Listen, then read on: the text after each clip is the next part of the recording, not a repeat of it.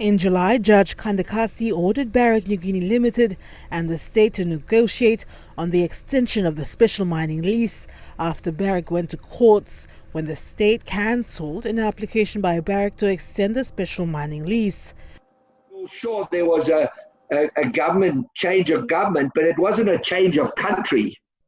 And that change of government occurred in June 2019, and we never once got warned or suggested we wouldn't renew the mining lease. As I pointed out, we jointly with government approached the courts to recognize our right to continue to operate.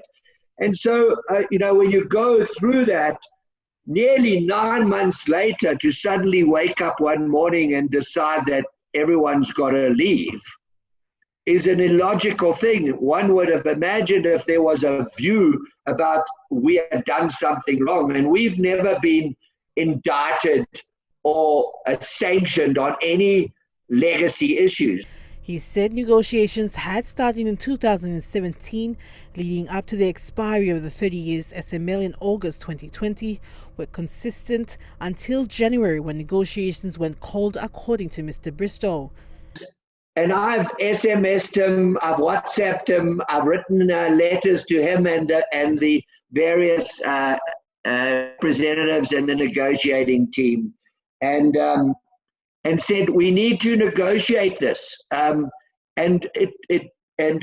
so our point is, at any time we can stop, we can negotiate. There's no conditions.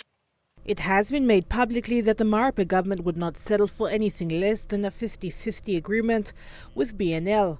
The drafting and passing of the Mining Act may have been the delay with the government.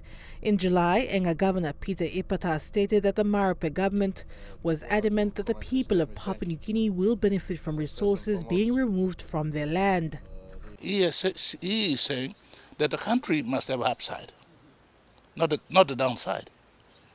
We must have a higher equity than the investors. But they will still make their money if they come in and operate. They will not be operating for us for free.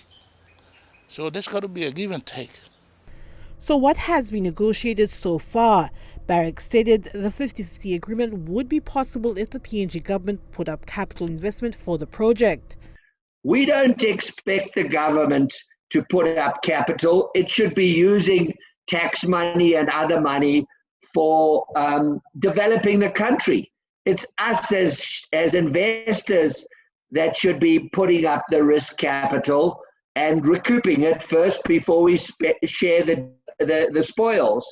In a joint letter by both Barrick and Pogera Landowners Association to the Prime Minister James Marape, it said that last October, Bristow, when meeting Prime Minister James Marape, offered $200 million prepayment of corporate tax upon the granting of the SML.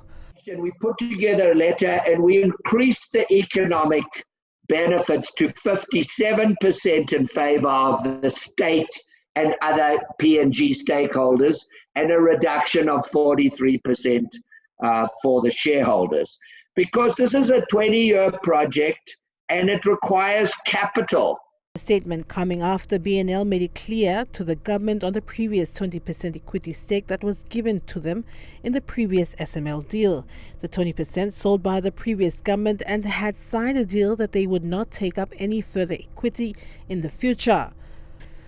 People don't really appreciate that Papua New Guinea used to own 25% of Porgera, and the government, central government, sold 20%. And when they sold it, they undertook that they will never retake any equity in this project. Yes, put it in some proposal for greater participation, we would have accepted that and we would have gone on.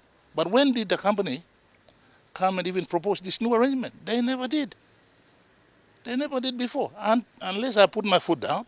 Prime Minister put his foot down, so they are coming around with a better proposals, but that's not what we want. We want to stick to our original plan.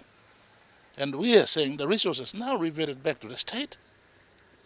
The SML has expired, and therefore we have to offer. They can't offer. They are in no position to offer. But while negotiation has gone cold, the image of a ghost mine remains in Pogera, as the locals, former employees and the country awaits when communication will begin between the state and Barrick.